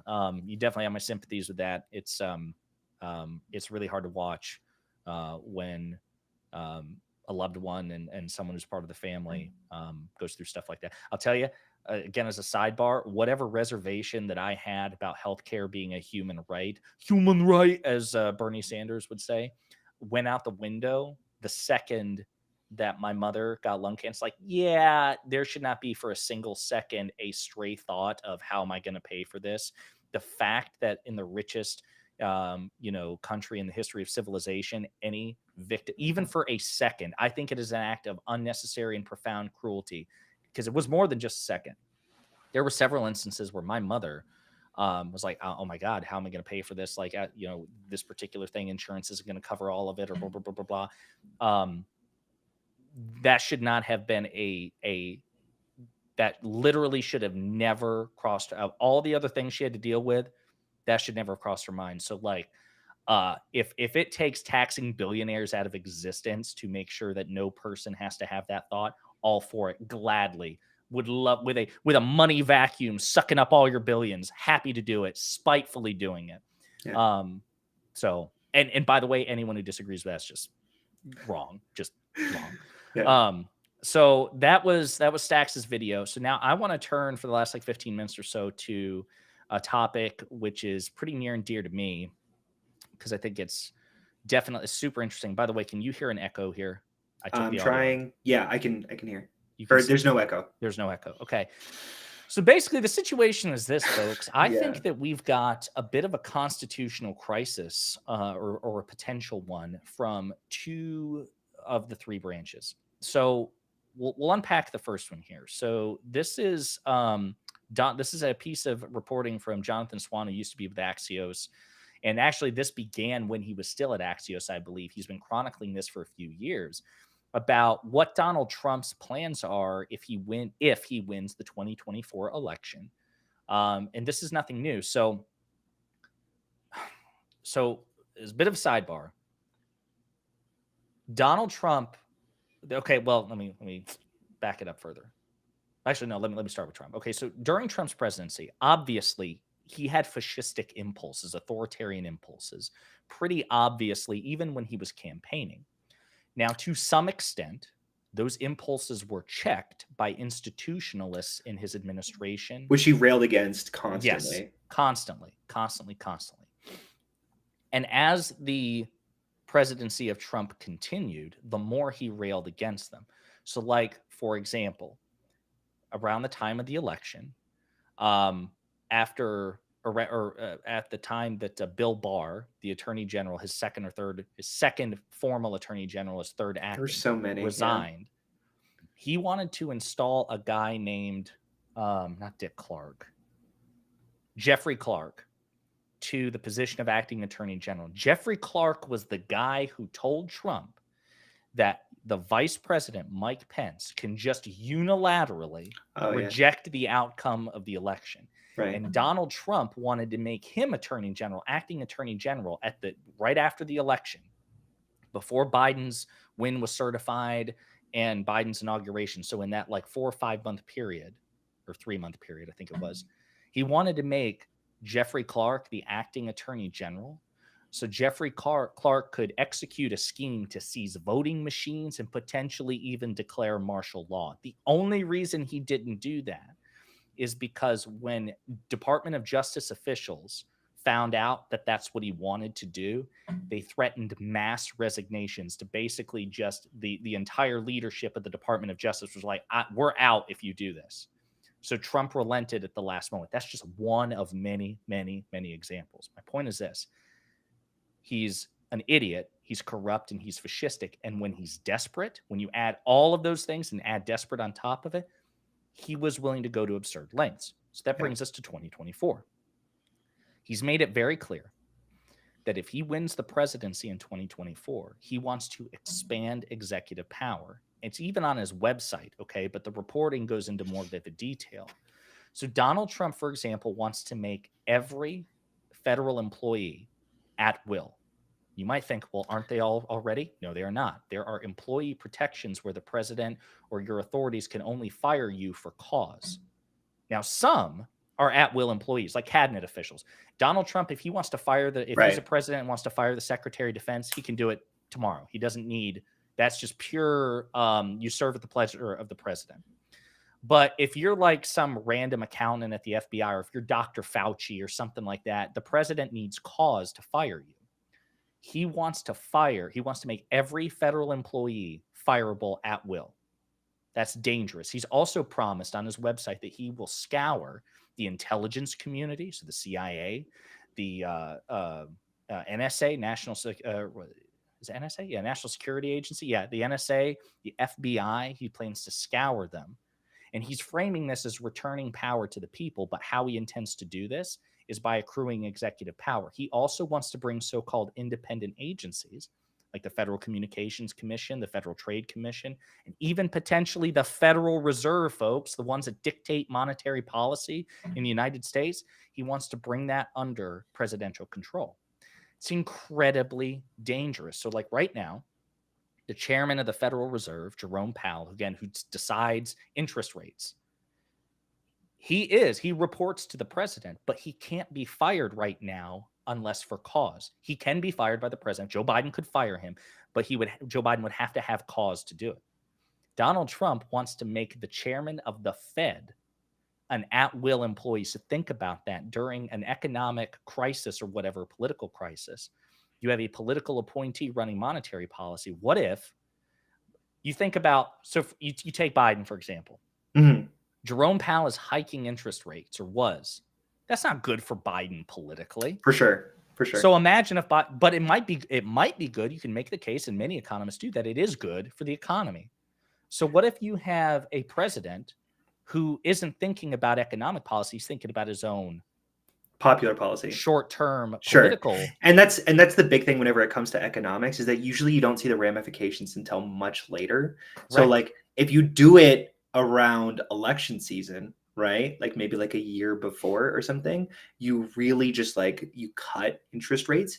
People are going to be on your side. Sure. And then if you lose, you got to blame the other person. It's great. That's a great example. Yeah. That we're talking about just what if he wins? What if during election season or when it's politically convenient, he does a thing? And not even Trump, because if Trump were to set that, what if like a first-term DeSantis president? Because you could say, well, Trump would be somewhat limited because he's constitutionally locked into a second term if he does win. So it's not like he has to worry about the next election. Okay, fine, fair enough.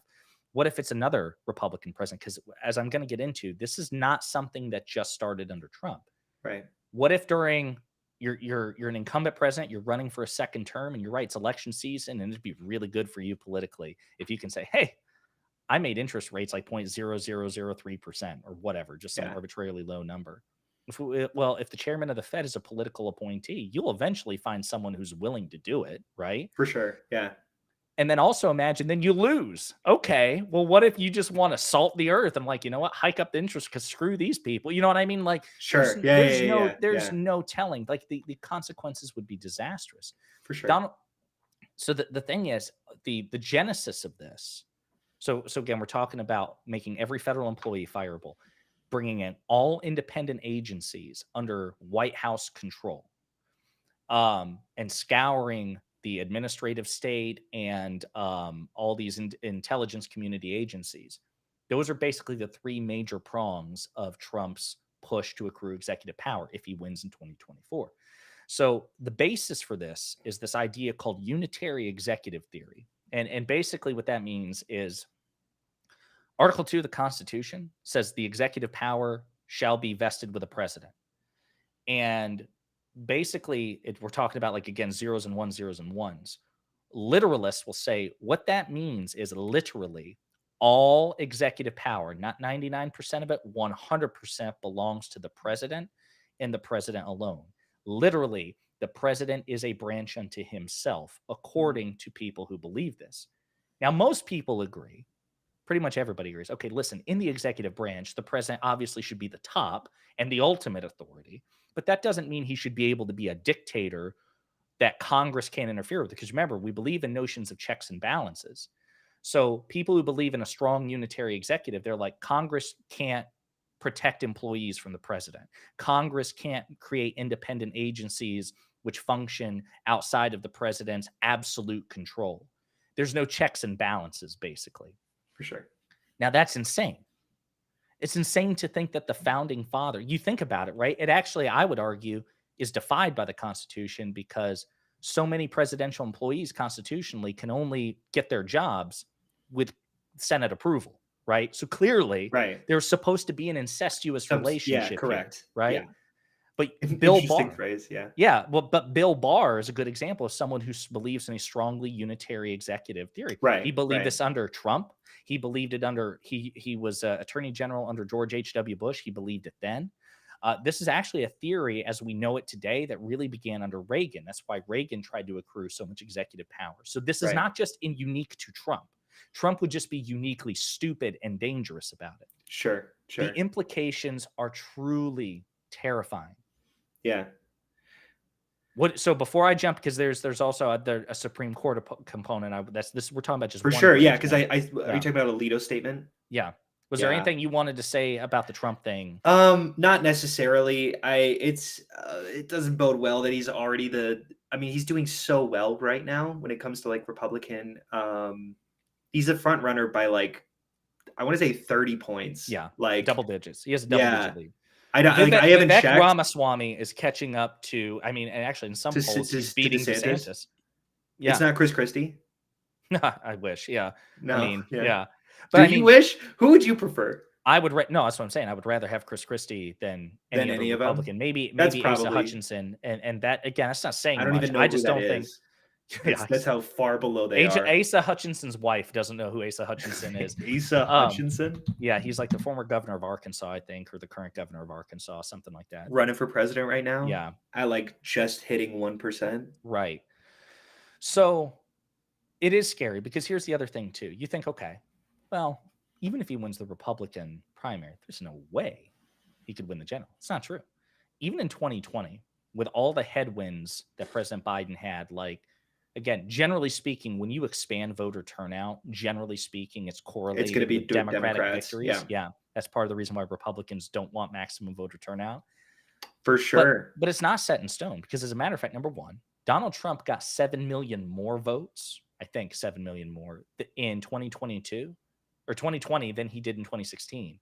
So people after 4 years of Trump, and this was during COVID, now all the ensuing 7 million more people are like, yeah, I like this guy. Number one, that's terrifying.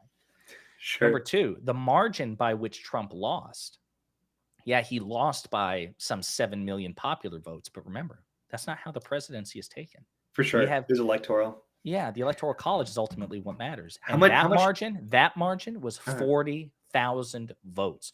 If 40,000 votes in strategic states had flipped a different way, Donald Trump would have been elected to a second term. Now, we don't have to be that. Look, and here's what it comes down to again. We should be a little cautious with our pessimism here. There is an incredibly huge incumbent advantage that Biden has.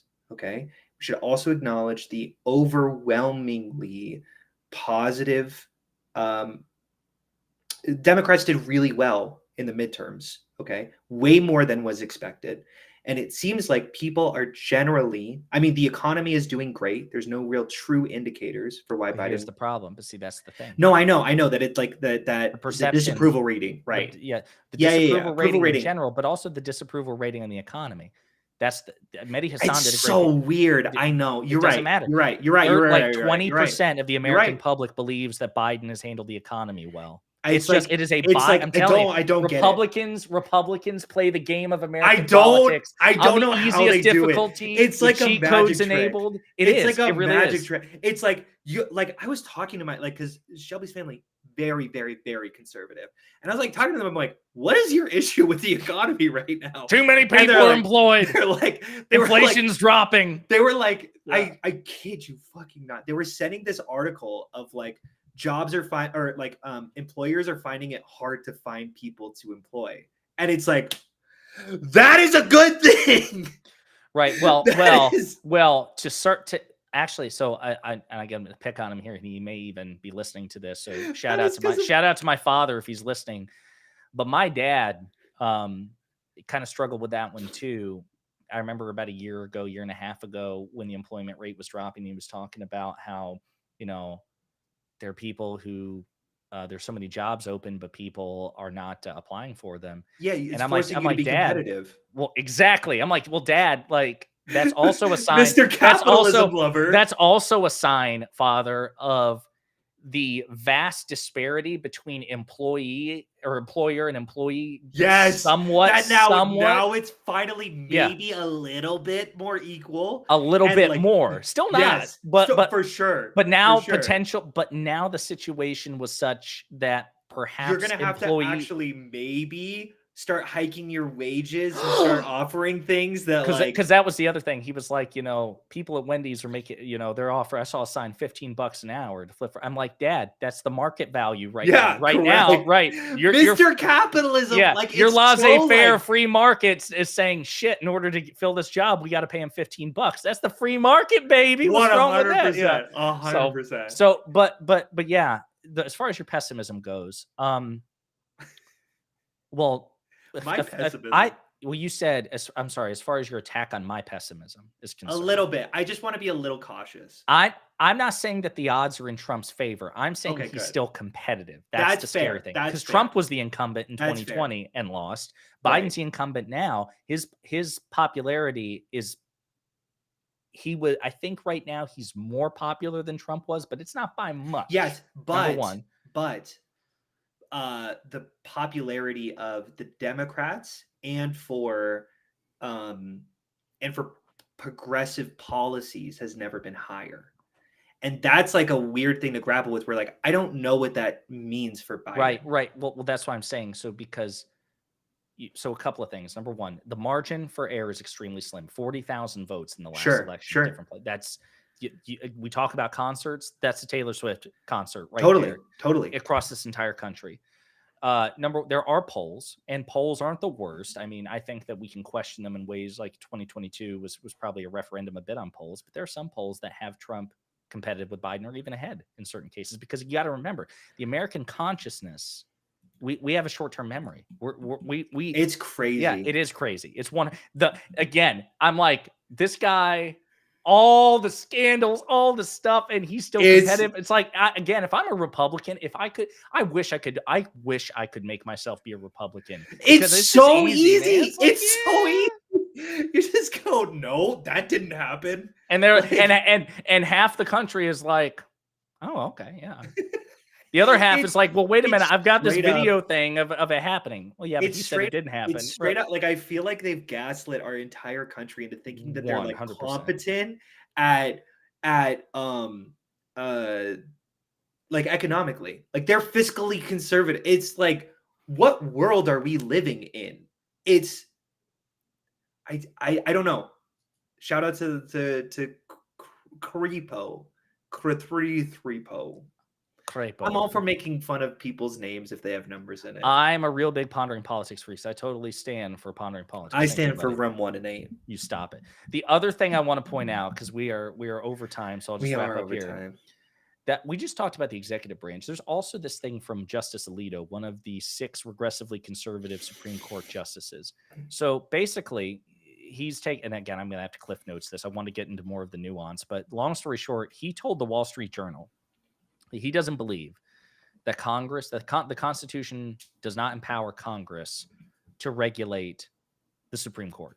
Okay, what's the context for this? Well, Alito and Clarence Thomas have been credibly accused of corruption by, either being late or just failing to report on financial disclosures for these lavish gifts and perks that they've been getting from right-wing conservative billionaires. And so we've been hearing these reports for some time, and it's not even just a right and left thing there, because there's some questions about liberal Justice Sotomayor's financial involvement with one of her publishers. Nowhere near to the same extent. So it's not a both sides thing. It's as sure. usual, the Republicans and conservatives are demonstrably vastly worse. But the left on the court is not above this. Sure. And sure. so I will say the egregious examples generally lean. I can think of a few egregious examples, and I don't think any of them are the progressive ones. You would have to go to Congress of like potential financial, like Nancy Pelosi enriching herself with stuff like that. But again, you can find for every one Pelosi, you can find like 2 Republicans. You can find usually, 2 Clarence Thomases, and I think Clarence Thomas, ruling on whether or not his wife should go to jail for trying to do a coup on this country is maybe a little bit worse than possible. What's it called when you insider trading? Insider trading. Well, because trading. Also not that that's good. Look, I condemn Paul Pelosi, and I think that should be banned from Congress.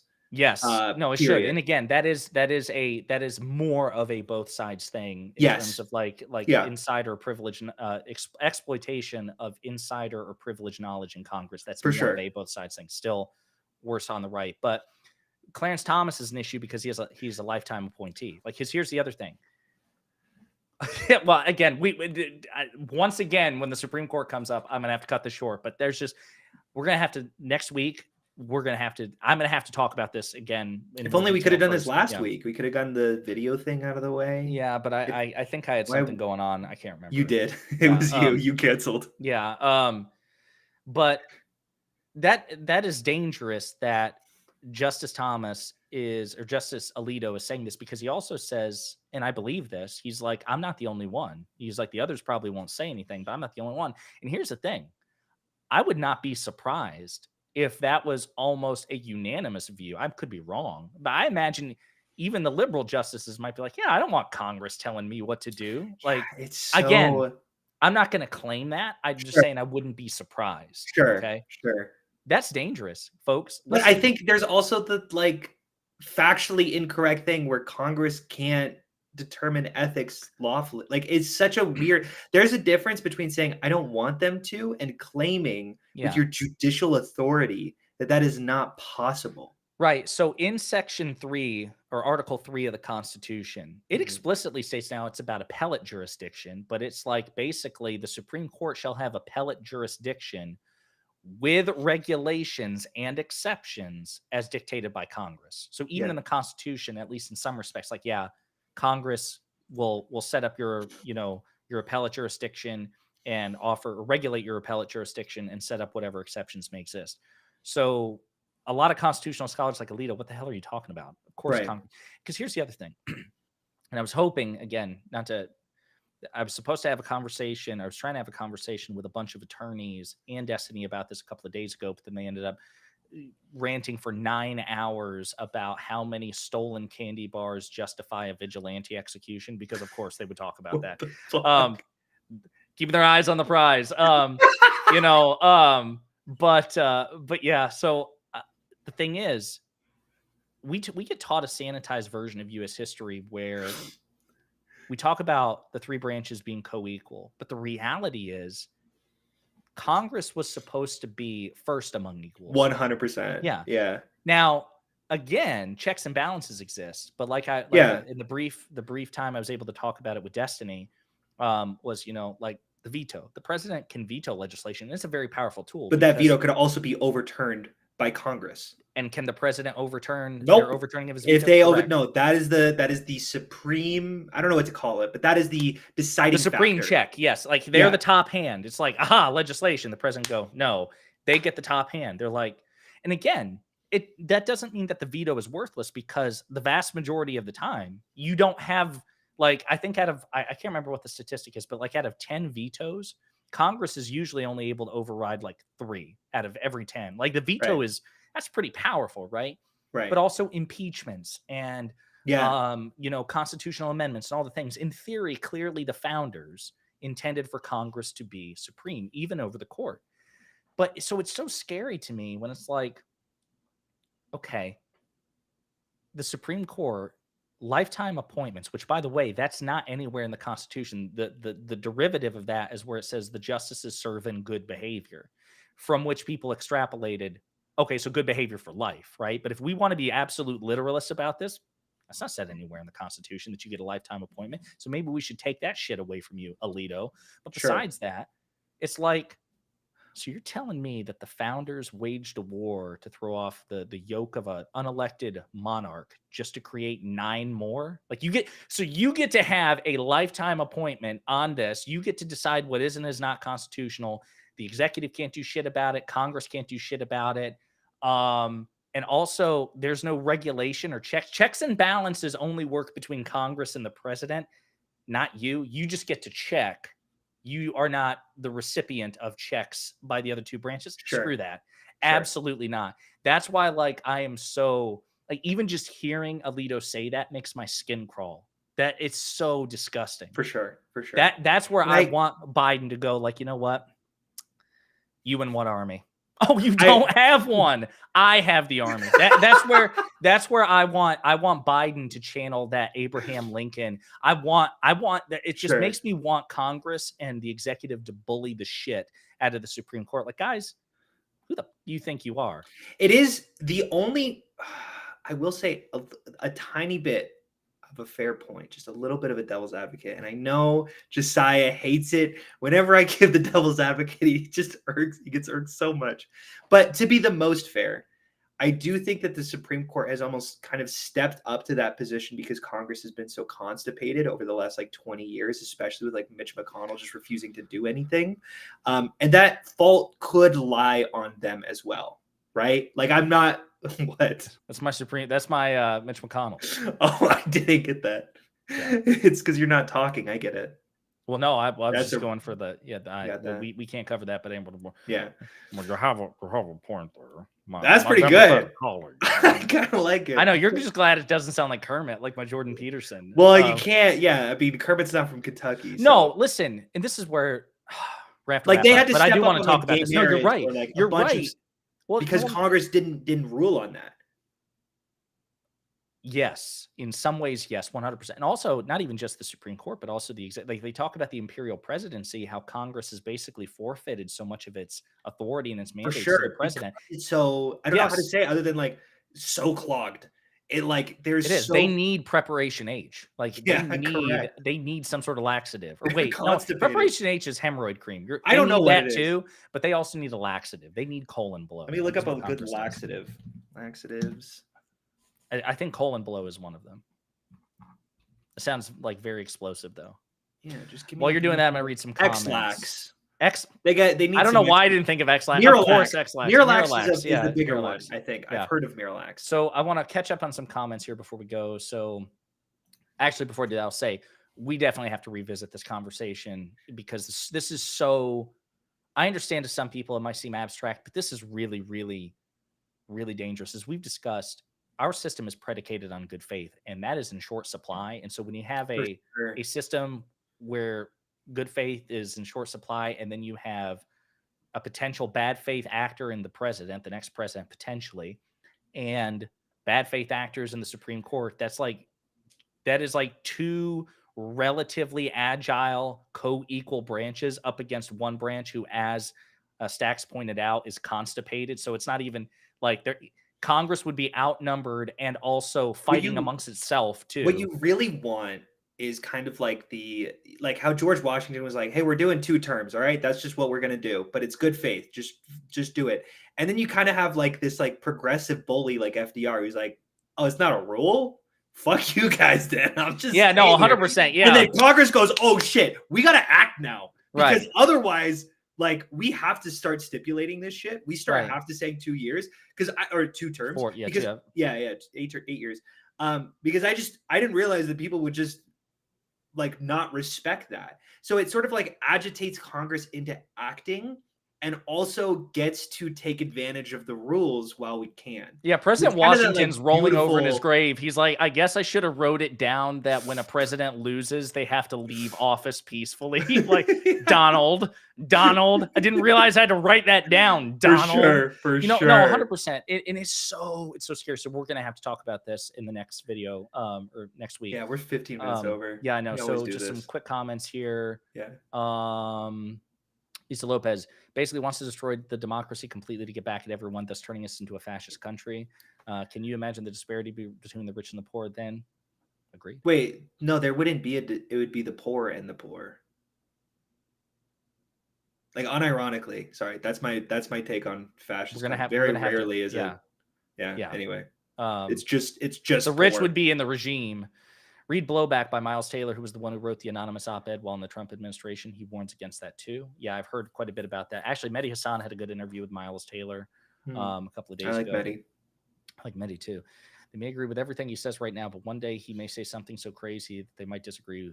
Wouldn't they like for that to still be an option? I don't know if that's about Trump or Alito or maybe a third Could be person. both. Yeah, that's the scary thing about empowering. That's the dangerous thing about forfeiting your political and legal self-defense options to an idiot like Trump, because you should probably expect that eventually he will turn on you or do something which makes you turn on him, and you probably want that option. It's that classic tweet about leopards eating your face. Yeah, I didn't realize. The leopards. Yeah, I didn't realize eating people's faces party would eat my face. Yeah, how dare they? Face it, Trump won't be happy until he can order mass graves. I would not be surprised. Mark Elias, yes, who's amazing. Won some landmark voting rights lawsuits recently, helping Democrats win more seats over vote. Yeah, Mark Elias is amazing.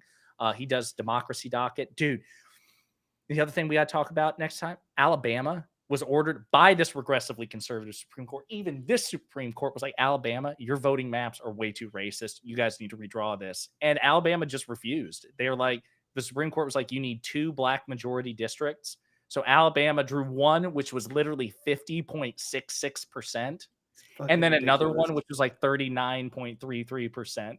And they were then basically like, come at me. So like the Supreme Court is sacrosanct and it should be obeyed until they tell us to be less racist. And then right. Oh man, I don't know about this one. Yeah. DOJ can investigate, charge, and prosecute SCOTUS corruption. They may not be able to remove them from the bench, but they can serve from prison. Yeah, I mean it's true. So Supreme Court justices, like members of Congress, they have some protections. Like there's the in Congress, it's the debate rule, where basically members of Congress, while on the floor of the Senate or in the House, can say some pretty radical stuff, and they can't be arrested for it. But Congress people have been prosecuted in the past by Department of Justice. They don't have like the sort of immunity that the president does. And the same thing for the Supreme Court. Theoretically, a Supreme Court justice could be arrested. Yeah, has that ever been happened where they've even been? Not that I'm aware of, but also there's kind of like how Donald Trump could theoretically, according to constitutional scholars, be arrested and still win the presidency and somehow... And then just rule from jail? Yeah. It's a little unclear what'll happen there. You want to talk about bad faith? Again, as awful as the founding fathers could be, even they're like, no, we clearly did not intend for that to be an option. Be in jail. Yeah, that can't, guys, that can't be a thing. I had this debate with Elle, and also it was against Big Papa Fascist and Rob Noor, and they were like, no, of course that could happen. There have been people in the past who ran for president. We didn't have that discussion before. And then they pulled up some random fucking example that didn't even win 1% of the vote. And it's like, we didn't need to have that conversation. There is a distinct chance that Trump could be president again. I would say, if I were a betting man, 5 to 10%.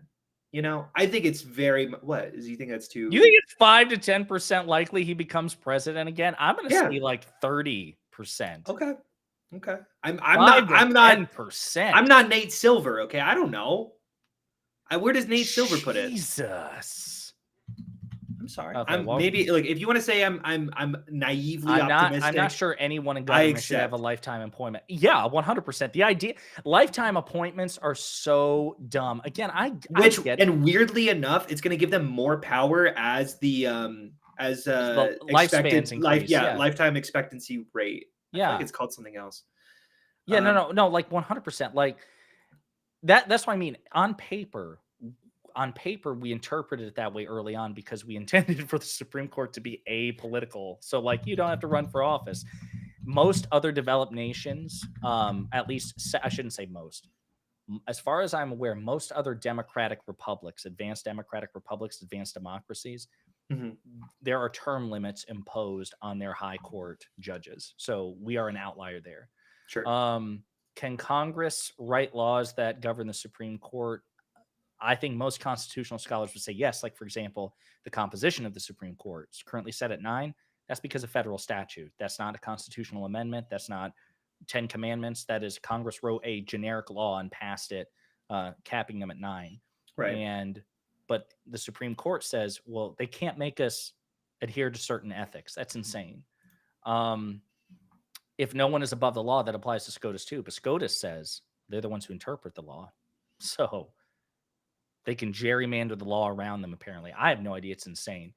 And then last comment, same absurdity with thinking a president can pardon themselves. Yes, that's another one. For sure. That's another one. Like, obviously, when we gave people the right to pardon, But it doesn't say it in the Constitution, Stax. It doesn't say with the exception of him or herself. That's why I mean, like, guys. Can we think, instead of looking so autistically at a draft of paper, can we think a little bit about the health of a free and fair democracy? So real talk, and again, when we go offline, I'm gonna resurrect the group chat that we had with Jordan, because he's probably not watching now, because he's like most of my friends, because he doesn't care support about you. what I do. Yeah, exactly. Again, the friend that I'm thinking of, I promise you, he would say, as stupid as this is, it doesn't say in the Constitution that you can't pardon yourself. It doesn't say in the basketball rules that a dog can't play basketball. That's what I'm saying. That's what I'm talking about. This is where I just have utter disdain for someone. It's like, guys, we're never going to advance in civilization. I kind of respect Airbud rules, though. There is a little bit of glee that I get out of it, where I'm like, you know what? That's fucking stupid. I can't believe you're citing Airbud. That's the vibe here. You know what I'm saying? Where it's like, obviously the president can't pardon themselves. It's the same exact thing of like, obviously a dog can't play basketball. True. Can't be on a team. True. It's like, well, it doesn't say it, so we have to put him in. Yeah. Well, folks, we ranted about quite a bit. We're going to have to revisit this next week. But hey, guys, seriously, folks, like and subscribe my channel, especially because I'm trying to make this a full-time thing where I can just yell about Republicans full-time. Yeah, Pondering Pop Culture as well, despite how stupid of a name that is. I don't even like this guy. I'm telling you, I don't even know what the point is. I just don't get it. Like, I've been nothing but flattering towards his efforts. Here he is. He just sandbags me like this. I just don't get it. Yeah, Pondering Pop Culture too. That channel is going to get more love in terms of like short video essays. As soon as he figures out what hobbies he wants to do. I'd like to get back to my hobbies. I'm telling you. You spent 2 hours talking to me for some reason. It's a little unclear why. This is why I'm so cynical. Like, it's hard to be inundated in politics now. You who just traffics in nonsense culture war stuff, like you can just like dip in and out, whatever. Like, oh, you know, but like those of us who actually talk about the stuff that matters, right? I mean, it's just like, we got a fascist trying to like become a tyrant in 2024. We've got a rogue court. Like, you guys, we can just do whatever we want, like the founders intended, even though we can't find any proof. It's just so. It's so scary. Look, let's just let Trump win so that we don't have to do this every 4 years. Because he's gonna do this for every goddamn election until he dies. We're talking about, you know, being against lifetime appointments. This guy is going to be a lifetime appointment of running for goddamn president. You know, if he loses, it's going to be the next 4 years until he dies.